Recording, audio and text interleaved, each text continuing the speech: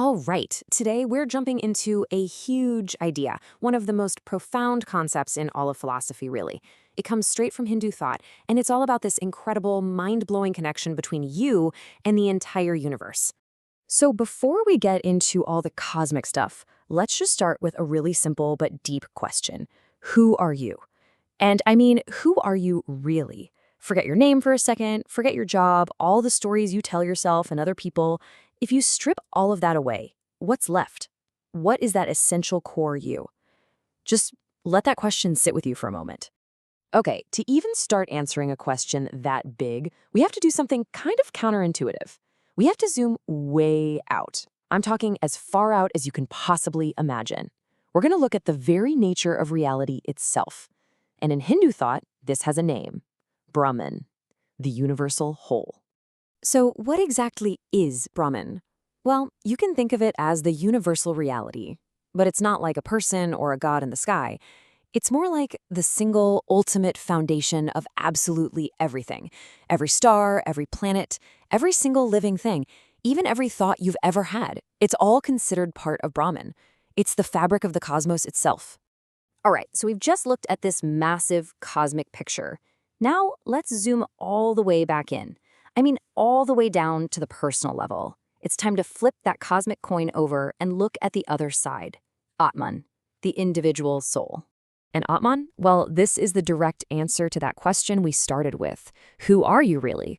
Atman is that individual soul. It's your true inner self, that core of consciousness that's there behind all your thoughts, your emotions, your memories. That's the essential you we're talking about.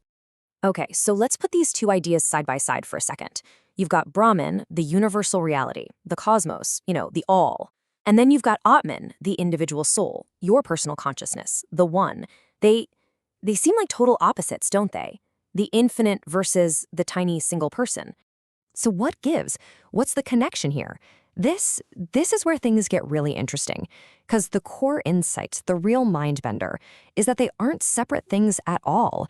And there's a really simple, beautiful analogy to help us get our heads around this: the drop and the ocean.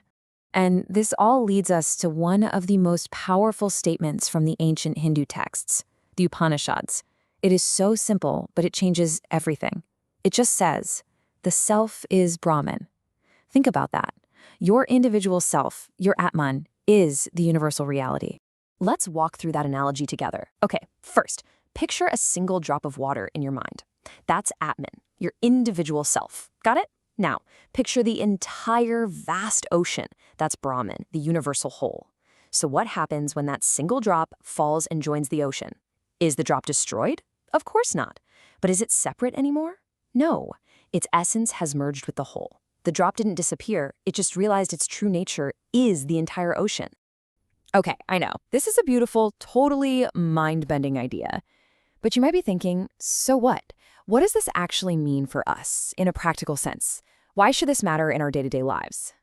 Well, the biggest takeaway is that this idea offers a radical shift in how you see yourself. It suggests that your true self isn't this small, isolated thing. It's universal. It means there's this deep, profound connection between you and literally everything else.